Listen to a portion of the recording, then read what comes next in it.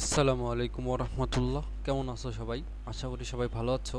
আজকে আমরা সাধারণ গণিতের দশম অধ্যায়টির নাম দূরত্ব উচ্চতা। এই অধ্যায়টি শুরু করব। এই অধ্যায়টি শুরু করার আগে আমরা কিছু কথা বলে নিই। এই অধ্যায়ে আমরা প্রথমত বেসিকগুলো দেখে নিব, তারপরে উদাহরণগুলো দেখব, তারপরে অধ্যায়ের অঙ্কগুলো করব, দেন আমরা কিছু সৃজনশীল এবং এমসিকিউ প্র্যাকটিস করব। ঠিক আছে, এরপরে তোমাদের যে যে সমস্যা আছে ওইগুলো আমরা ক্লিয়ার করে ফেলবো। ওকে, তো চলো অধ্যায়টা আমরা শুরু করি। অধ্যায়টা শুরু করার আগে অধ্যায়টার নাম নিয়ে একটু কথা বলা যাক। অধ্যায়টার নাম দেখো, অধ্যায়টার নাম হচ্ছে দূরত্ব ও উচ্চতা। তো এখানে অধ্যায়টার নাম এরকম কেন, চলো আমরা একটু বোঝার চেষ্টা করি। যে প্রথমে দেখো দূরত্ব, দূরত্ব বলতে বোঝাই যে হরাইজন্টাল ডিস্টেন্স।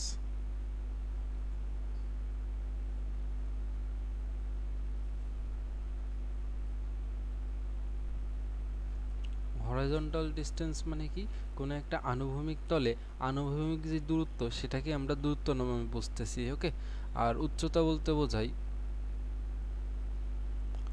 Vertical distance.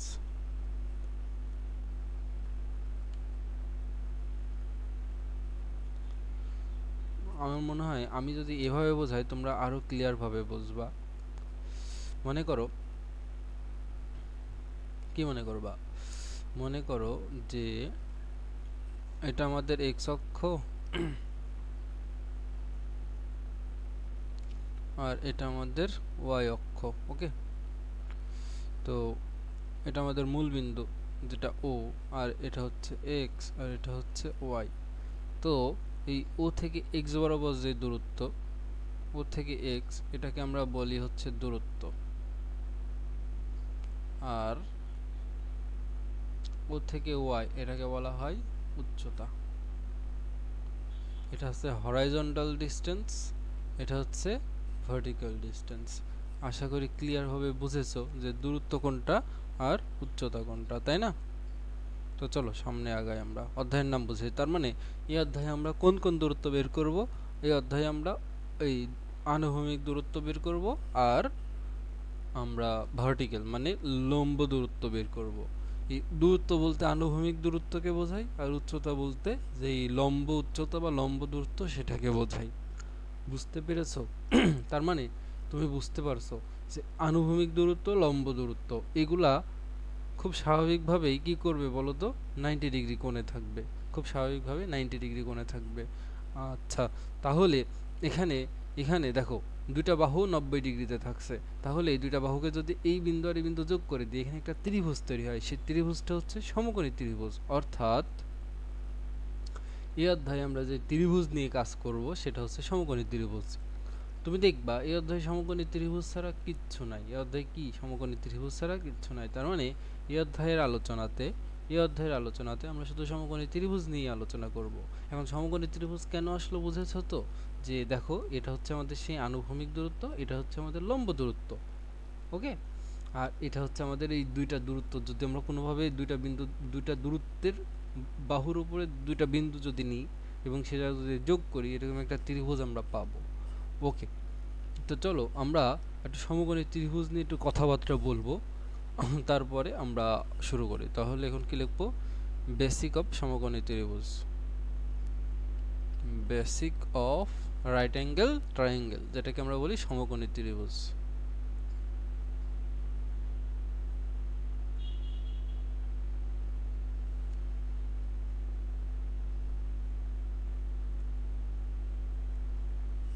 ওকে, আশা করি বুঝতে পেরেছো। তো আসলে একটা সমকোণী ত্রিভুজ আঁকিয়ে ফেলি। মনে করো এটা হলো একটা সমকোণী ত্রিভুজ।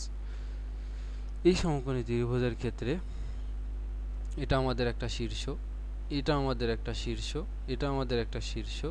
এই শীর্ষের নাম যদি এ দিই, এটার নাম যদি বি দিই, এটার নাম সি হবে। যে কোনোভাবে ঘুরতে হবে।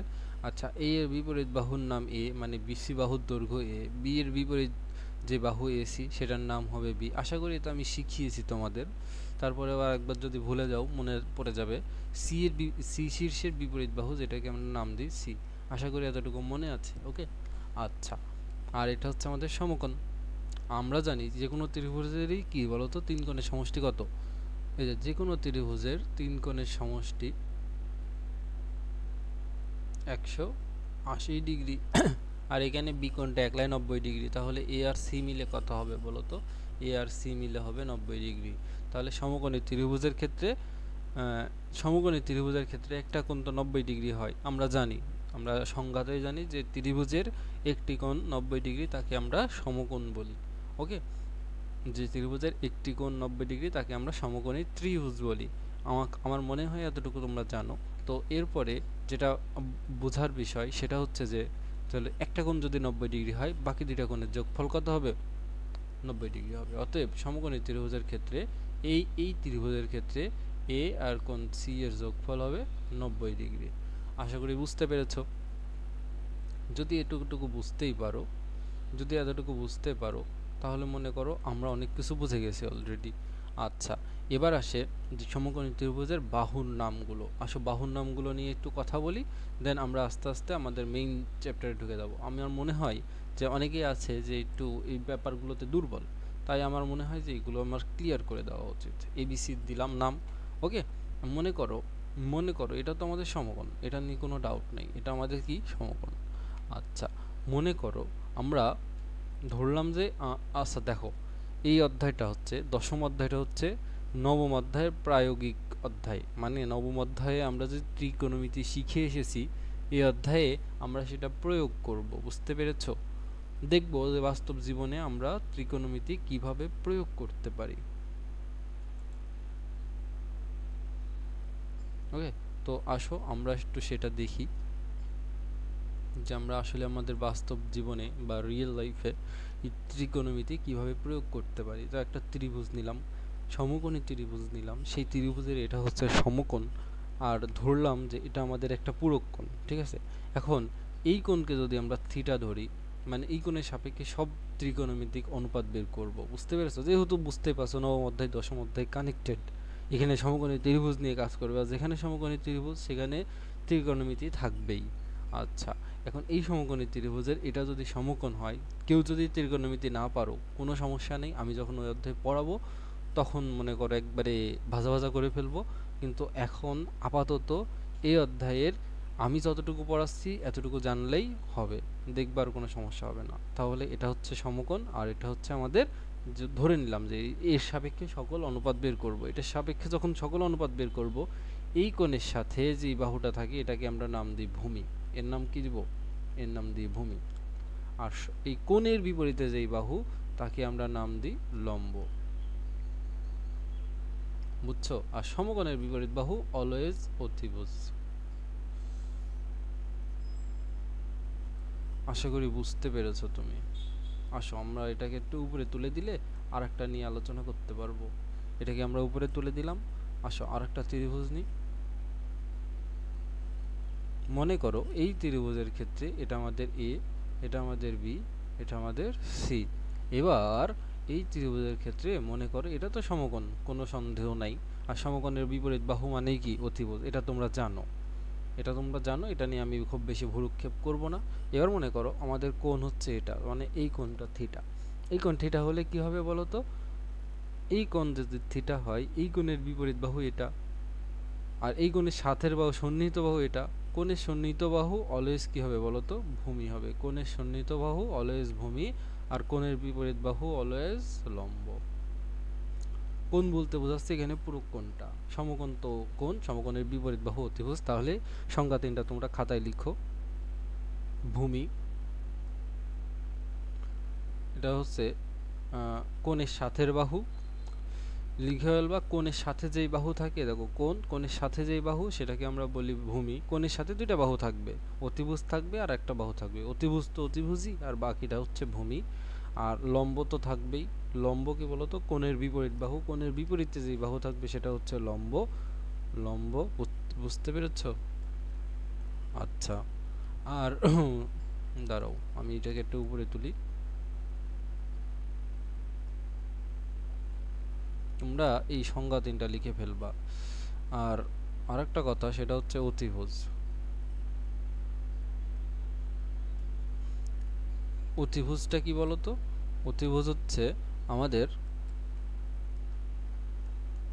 সমকোণের বিপরীত বাহু। এই তিনটা সংজ্ঞা তোমরা খাতায় সুন্দর করে লিখে ফেলবা। আমি আরেকবার বলে দিই, ভূমি হচ্ছে যে কোণ আমরা ধরেছি ত্রিকোণমিতিক কোণ, সেই কোণের সাথে যে বাহু মানে সন্নিহিত বাহুকে আমরা ভূমি বলি, আর ত্রিকোণমিতিক কোণের বিপরীত বাহুকে লম্ব বলি, আর অতিভুজকে আমরা কি বলি? সমকোণের বিপরীত বাহুকে আমরা অতিভুজ বলি। আসো আমাকে আরেকটা জিনিস তোমাদের শিখাইতে হবে, আমি শিখাই। মনে করো এটা নিলাম, এটাকে আমি কপি করলাম, পেস্ট করে দিলাম। আসো এবার দেখো, এই যে এখানে লিখছে না অতিভুজ, অতিভুজের কোনো আলাদা নাম নাই, ভূমির একটা নাম আছে, সেটা হচ্ছে সন্নিহিত বাহু। সন্নিহিত বাহু। আর এটার একটা নাম আছে, সেটা হচ্ছে যে বিপরীত বাহু। কেন সন্নিহিত বাহু, কেন বিপরীত বাহু, এটা বুঝতে আশা করি বাকি নাই, বুঝে গেছো যে এটার আর একটা নাম, মানে ওই একজন মানুষের দুইটা নাম থাকে না, ওই রকম, যে লম্বকে আমরা বিপরীত বাহু নামে চিনি, ভূমিকে আমরা সন্নিহিত বাহু নামে চিনি। ওকে, আসো এবার আমরা কি কি জানবো, এই অধ্যায়ের জন্য কিছু গুরুত্বপূর্ণ টার্ম আছে, সেগুলো সম্পর্কে জানি। তো প্রথমে আছে ভূরেখা। ভূরেখা কি বলতো? ভূমির সমতলের যে কোনো রেখা, যাকে আমরা ভূরেখা বলি। মনে করো ভূমিতে একটা সমতল, সমতল মানে একটা তল, তল তো চিনো, আসো আমরা তোমাকে তল চেনাই। মনে করো এই একটা তল, যেটাকে আমরা বলছি ভূমির সমতলের তল। ওকে, তাহলে এরপরে যখন আমরা কোনো রেখা আঁকাবো, এই রেখাটা আমাদের এই তলে অবস্থিত থাকবে। এই তলে অবস্থিত থাকার মানে কি? এই রেখাটা এই তলে অবস্থিত থাকার মানে কি? যে এটা ভূমির সমতলে অবস্থিত, আর ভূমির সমতলে অবস্থিত মানে সেই রেখাটা হচ্ছে ভূরেখা। তার মানে এখানে এটাও ভূরেখা হইতে পারে। ওকে, এখানে এটাও ভূরেখা হইতে পারে, এখানে এটাও ভূরেখা হইতে পারে, এতে কোনো সন্দেহ নাই। আমার কথা কি বোঝা গেছে? ভূমির সমতলের যে কোনো রেখা, দেখো এটা 3D ভাবে চিন্তা করো, একটা সমতল যেটা ভূমির সমতলে অবস্থিত। আচ্ছা, এবার এরপরে যে রেখায় আমরা দেব সেটা এই সমতলে অবস্থান করবে, যেটাকে আমরা বলি ভূরেখা। ওকে, আচ্ছা এবার দেখো এই যে ভূরেখা আঁকাইলাম না, এবার দেখো ভূরেখা আঁকানোর পরে আমরা যদি এবার একটা কাজ করি, সেটা হচ্ছে এই রেখার সাথে লম্ব রেখা আঁকাই।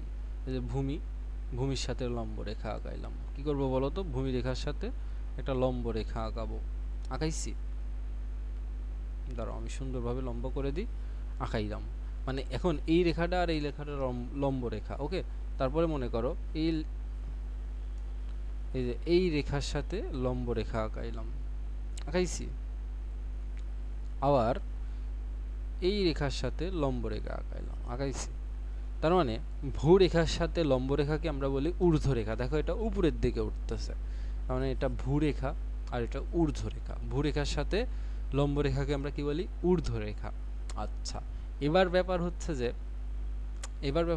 দাঁড়াও এটাকে একটু সরায় দিই, ভালো লাগবে দেখতে। এটাকে একটু ছোট করে দিই, কারণ এটা ওর ভিতরে ঢুকে যাচ্ছে তো, সমস্যা। আচ্ছা এবার দেখো, এই যে ভূরেখা গেল, ঊর্ধ্বরেখা গেল, মানে কি বলতো? এখান থেকে যে জিনিসটা বুঝতে পারি যে ভূরেখা আর ঊর্ধ্বরেখার মধ্যবর্তী কোণ হবে 90 ডিগ্রি। কয় ডিগ্রি? ভূরেখা আর ঊর্ধ্বরেখার মধ্যবর্তী কোণ হবে কয় ডিগ্রি? 90 ডিগ্রি। তার মানে ভূরেখা বলতে এখানে আমরা দূরত্বকে বুঝতেছি, ঊর্ধ্বরেখা বলতে এখানে আমরা উচ্চতাকে বুঝতেছি, বুঝছো?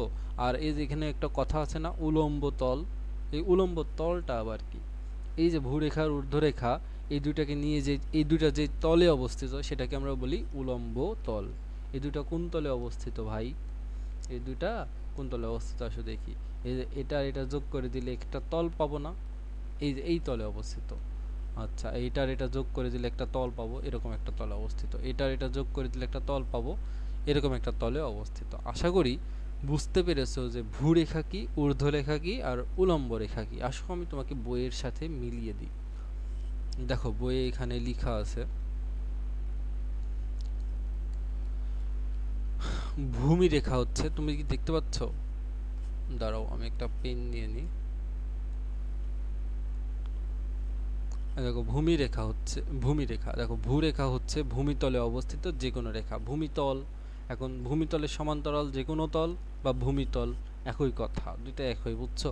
যে কোনো রেখাকে আমরা কি বলি? যে কোনো সরলরেখা। এবং ভূরেখার আরেকটা নাম কি বলতো? শয়নরেখা। এটা তোমরা মনে রাখবা, এটা এমসিকিউতে খুব আসে, বই একটু লিখে নাও, এটা এমসিকিউ এর জন্য ইম্পর্টেন্ট। ঠিক আছে, ভূরেখাকে শয়নরেখা বলে। ঊর্ধ্বরেখা হচ্ছে ভূমিতলের উপর লম্ব যে কোনো সরল রেখা। তার মানে বুঝতে পারছো ঊর্ধ্বরেখাটা কি? ভূমিতলের উপর লম্ব যে কোনো সরল রেখা। দেখো আমি কিন্তু এখানে ভূমিতলের উপর লম্ব দিয়েছি, বুঝতে পেরেছো আশা করি। আসো আবার দেখি এবার দেখো একে উলম্ব রেখাও বলা হয়। তার মানে ঊর্ধ্বরেখার আরেকটা নাম কি? উলম্ব রেখা। এটাও এমসিকিউ এর জন্য ইম্পর্টেন্ট, দাগায় নাও। আচ্ছা এবার দেখো ভূমিতলের উপর লম্বভাবে অবস্থিত পরস্পর ছেদী ভূরেখা এবং ঊর্ধ্বরেখা একটি তলে তল নির্দিষ্ট করে, এই তলকে উলম্ব তল বলা হয়। তার মানে বুঝতে পারছো? এই দেখো দেখো এটা হচ্ছে আমাদের সেই ভূরেখা, এটা আমাদের সেই ঊর্ধ্বরেখা, আর এই যে এদের দুটো যোগ করে দিলে এখানে একটা তল পেয়ে গেছি আমরা। হ্যাঁ, এই তলটা হচ্ছে আমাদের উলম্ব তল। ওকে, আমি আশা করি বুঝতে পেরেছি। তার মানে একটু সামারি করে দিই, একটু সামারি করে দিলে তোমরা আরো ক্লিয়ার হয়ে যাবে। মনে করো এটাই হচ্ছে সেই মেইন কথা, এটাই একটা সমকোণী ত্রিভুজ আসবে, সেখানে একটা ভূরেখা থাকবে যেটা ভূমি তলের সমান্তরাল।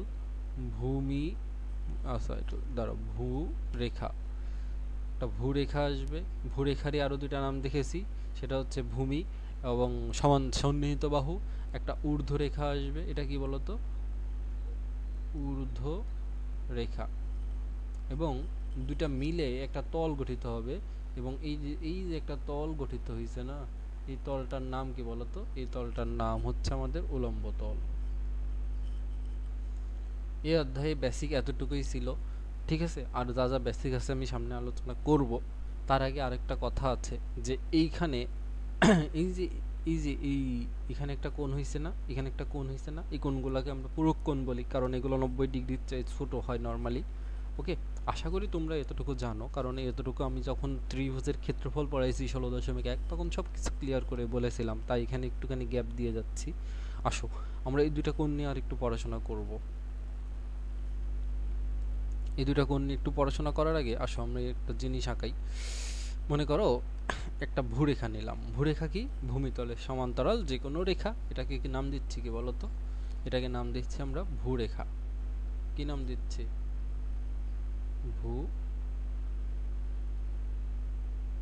ভূরেখা।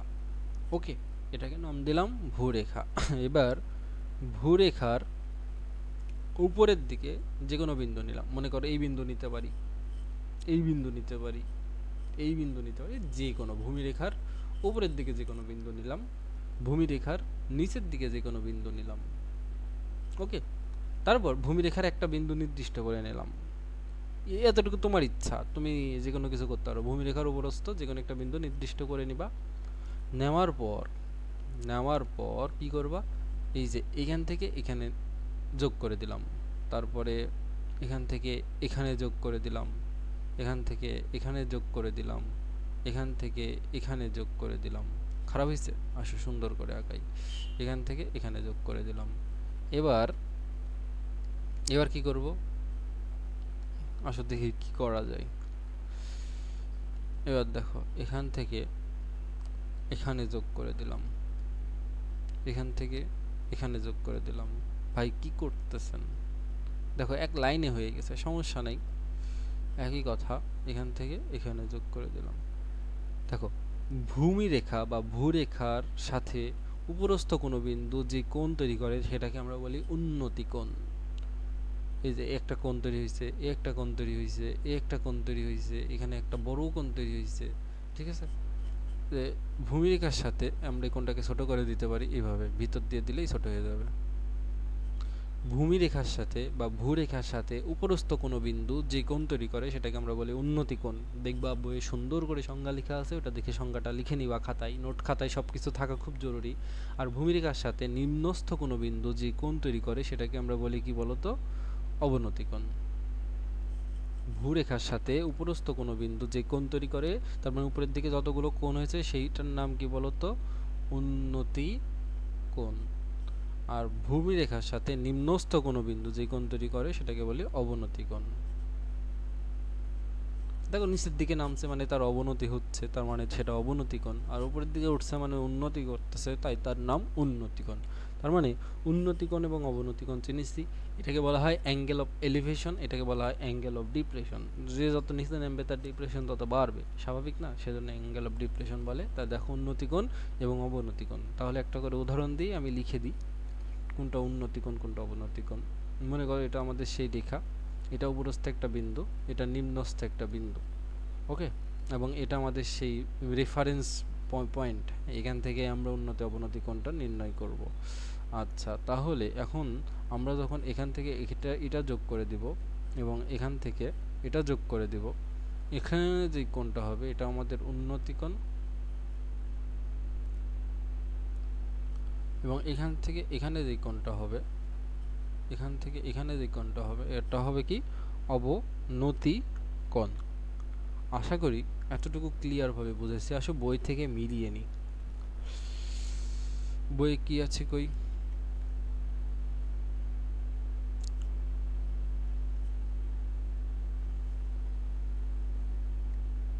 আসো এবার দেখি বইয়ে কি উন্নতি অবনতি কোণ সম্পর্কে বলা আছে। দেখো একটা অনুভূমিক রেখা, যেটাকে আমরা বলতেছি ভূরেখা, এই ভূরেখার উপরস্থ একটা বিন্দু পি, ভূরেখার উপরস্থ একটা কি আছে বলো তো বিন্দু, বিন্দু আছে পি। এই পি আনুভূমিক রেখার উপর ও বিন্দুর সাথে একটা কোণ তৈরি করতেছে, যেটাকে আমরা বলছি উন্নতি কোণ। আর এই এ বি এর উপরস্থ ও বিন্দুর সাথে কিউ, এই যেটা এ বি এর নিচে অবস্থিত, এখানে যেটা কোণ তৈরি করছে সেটাকে বলা হয় অবনতি কোণ। আসো আমরা একটুখানি পড়ি যেখানে কি লিখেছে। সুতরাং ভূতলের উপরে কোনো বিন্দু ভূমির সমান্তরাল রেখার সাথে যে কোণ তৈরি করে তাকে আমরা বলি উন্নতি কোণ। এতটুকু খাতায় সুন্দর করে উন্নতি কোণ বলে পয়েন্ট দিয়ে লিখে ফেলো, ওকে, ভিডিও পজ করে লিখে ফেলো। তারপরে আবার দেখো অবনতি কোণ কি, এই যে ভূমিরেখার সমান্তরালের নিচের কোনো বিন্দু ভূমিরেখার সাথে যেই কোণ উৎপন্ন করে তাকে অবনতি কোণ বলে, এটাও ওই পজ করে লিখে ফেলো, বুঝতে পারছো? দেখো এটা যদি এখানে যেটা বোঝাচ্ছে, এটা যদি আমাদের ভূরেখা হয়, এটা উপরস্থ একটা বিন্দু, তার মানে এটা হবে উন্নতি কোণ, এটা তো ক্লিয়ার, তাই না? আর একইভাবে এই দেখো এটা যদি ভূরেখা হয়, এটা তো নিচের বিন্দু, তাই এখানে যে কোণটা হয়েছে এটা কি কোণ? অবনতি কোণ। আশা করি বুঝতে পেরেছো। যদি বুঝতে পারো, যদি বুঝতেই পারো তাহলে ঠিক আছে, আর না বুঝতে পারলে এটা আরেকবার দেখে নিও, বুঝে যাবা। আর সংজ্ঞা কিন্তু লিখতে হবে মাস্ট, সংজ্ঞা কি করতে হবে, হোমওয়ার্ক তুমি নিজে লিখবা, ওকে।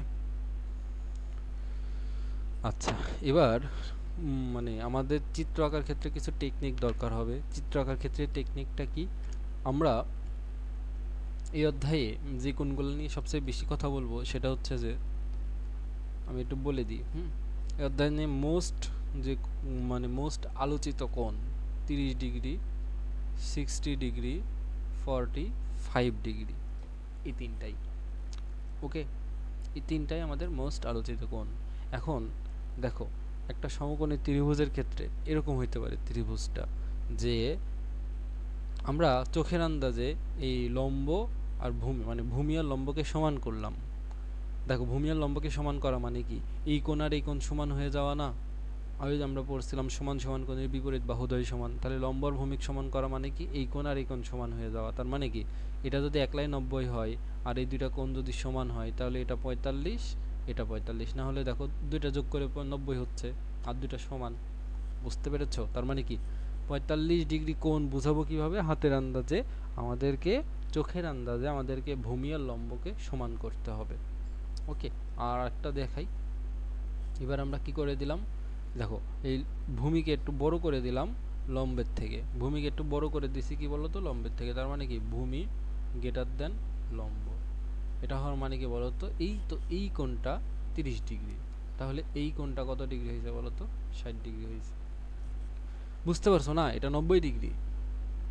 এখন চোখের আন্দাজে ভূমিকে বড় করে দিয়েছি, এই অধ্যায়ের ক্ষেত্রে এটা হচ্ছে রুলস। চিত্র আঁকানোর ক্ষেত্রে আমরা যদি 30 ডিগ্রি কোণ বোঝাতে চাই, আমাদেরকে ভূমিকে বড় দেখাইতেই হবে। ভূমিকে বড় দেখানো মানে আমরা বুঝে নিব ওখানে 30 ডিগ্রি কোণ তুমি আঁকিয়েছো।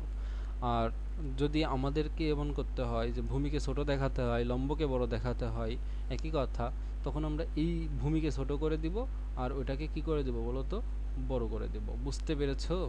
তাহলে এটা হলো ভূমি, এখানে ভূমিটা ছোট লম্বের থেকে। যদি তুমি চাও প্রথমে লম্ব লিখবা, তাহলে কি লম্বটা বড় আর ভূমিটা ছোট, একই কথা, সমস্যা নেই।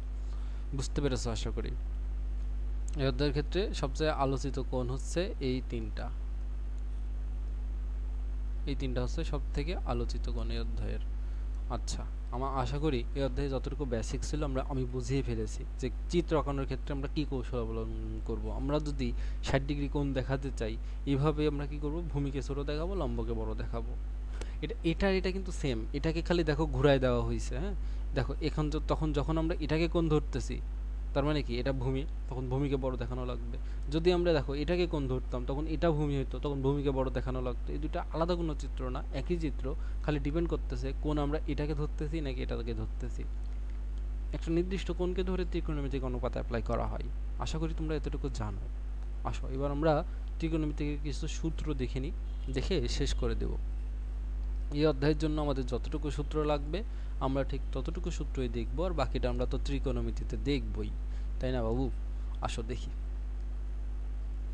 দেখো, এটা একটা শীর্ষ, এটা একটা শীর্ষ, এটা একটা শীর্ষ। এই শীর্ষের নাম এ দিলাম, এটার নাম বি দিলাম, এটার নাম দিলাম সি। ওকে, ধরো এটাকে আমরা কোণ ধরলাম, এটাকে আমরা ধরলাম কোণ থিটা। ওকে, আচ্ছা, তাহলে এটা আমাদের কি হইলো বলো তো? এটা আমাদের হইলো ভূমি বা ভূরেখা বা সমান সন্নিহিত রেখা বা বাহু, আর এটাকে আমরা বলতেছি লম্ব।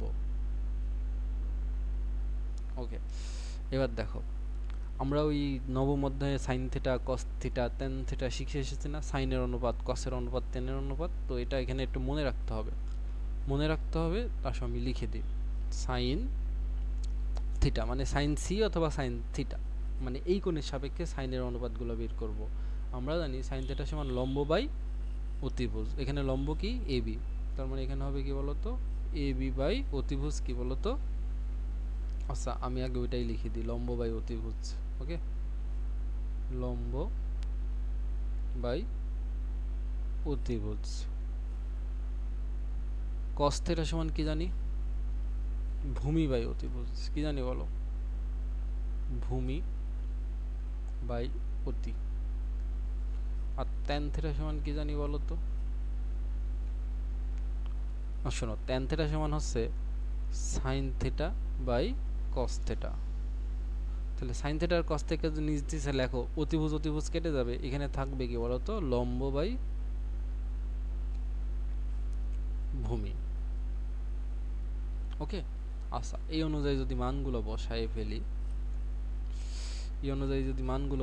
লম্ব কি বলতো? লম্ব হচ্ছে এ বি আর অতিভুজ হচ্ছে এসি। শেষ। ভূমির মান কি? ভূমির মান তুমি দেখো, ভূমির মান হচ্ছে বিসি, আর অতিভুজ কি বলতো? এসি। আর লম্ব মানে কি দেখো তো? A B. আর ভূমি মানে কি? ভূমি মানে হচ্ছে বিসি। আশা করি বুঝতে পেরেছো এই তিনটা অনুপাত। এই তিনটা অনুপাত হচ্ছে বেসিক অনুপাত। এই তিনটা অনুপাত মনে রাখতেই হবে। যদি কোনো সময় মনে হয় যে পরীক্ষায় তুমি ভুলে যাবা, এটার জন্য তুমি একটা টেকনিক অবলম্বন করতে পারো সাইন থিটা মনে রাখার জন্য। দেখো, সব কিছু মনে রাখার জন্য আমরা অনেক টেকনিক বের করে রেখেছি, আসলে আমরা কিছু টেকনিক দেখাই। এই যে এই সাইনের অনুপাতটা মনে রাখার জন্য যে টেকনিক তুমি অবলম্বন করতে পারো সেটা হচ্ছে, হ্যাঁ আম্মু উঠেছে, আসছি দাও।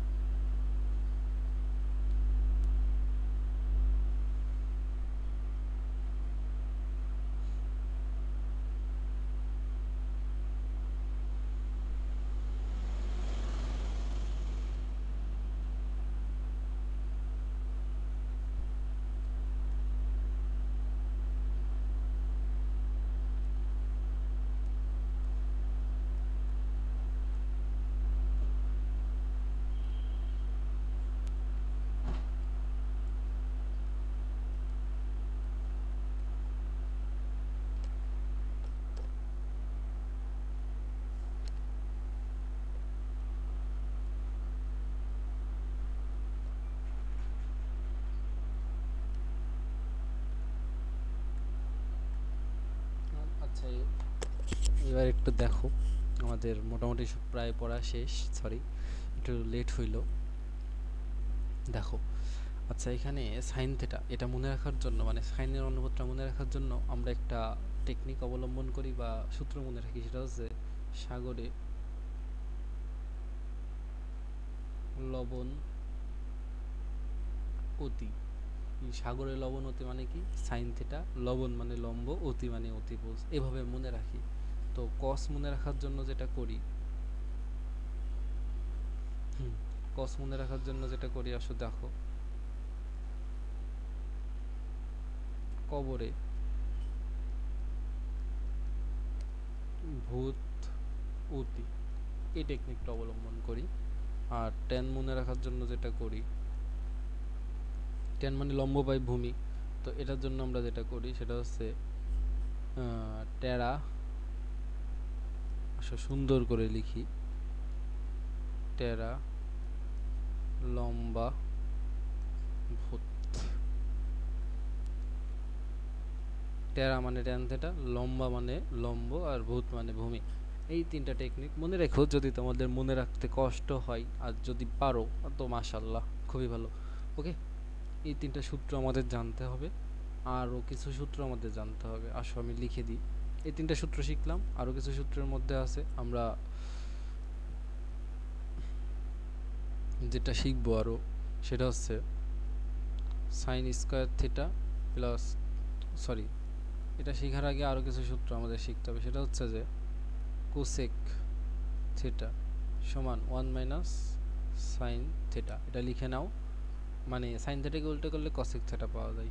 সেক থিটা সমান 1 বাই কস থিটা। আর একটা পাওয়া যায় সেটা হচ্ছে কট থিটা সমান 1 বাই ট্যান থিটা। আস্তে আস্তে আমরা যখন ওই ত্রিকোণমিতি অধ্যায় করবো, এগুলো ভাজা ভাজা করে ফেলবো। আপাতত সুন্দর শুধু খাতায় লিখে মুখস্থ করে রাখো। বুঝতে পেরেছো? আরও কিছু সূত্র আছে, সেটা হচ্ছে sine square theta plus cos square theta সমান 1। তারপরে আছে কি বলতো, sec square theta minus tan square theta সমান 1, আর cosec square theta minus cot square theta সমান 1। এটা গেল। আমরা পিথাগোরাসের উপপাদ্য তো জানি, সেটা হচ্ছে কি বলতো, লম্ব স্কোয়ার প্লাস ভূমি স্কোয়ার সমান অতিভুজ স্কোয়ার। এই অধ্যায়ে বিশেষ করে আমরা এই সূত্রগুলাই ব্যবহার করব।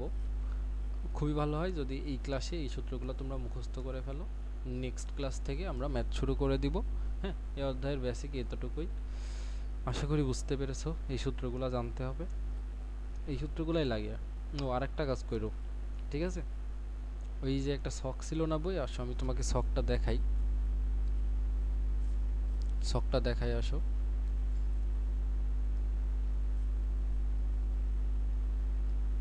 ধরো কেমনে ঠিক করে এটা।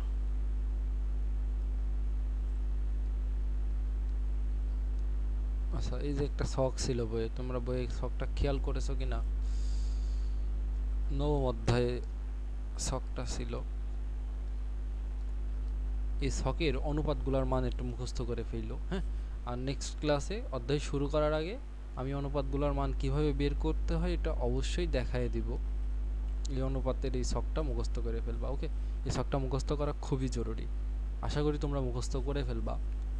সাইনের অনুপাত, কসের অনুপাত আর ট্যানের অনুপাত, এই তিনটা অনুপাতের যেই মানগুলো আছে মুখস্থ করে ফেলবা। আর আমি টেকনিক নেক্সট ক্লাসে দেখাবো। শুরুতে ক্লাস বেশি বড় করব না, প্রত্যেকটা ক্লাস 40 থেকে 45 মিনিটের মধ্যে রাখবো, যাতে আমরা খুবই সংক্ষেপে শেষ করতে পারি। বড় ক্লাস হলে আমাদের করতে বিরক্ত লাগে, তাই আর কি আমরা ক্লাস খুব বেশি বড় করব না। ওকে, আচ্ছা, এটা আমরা নেক্সট ক্লাসে দেখাই দিব। আর আপাতত এই সূত্রগুলো হলেই এই অধ্যায় শেষ করার জন্য আর কিছু লাগবে না ইনশাআল্লাহ। ওকে, নেক্সট ক্লাসে দেখা হবে সূত্র এবং উদাহরণের ম্যাথগুলো নিয়ে। ততক্ষণ পর্যন্ত ভালো থাকো। আসসালামু আলাইকুম।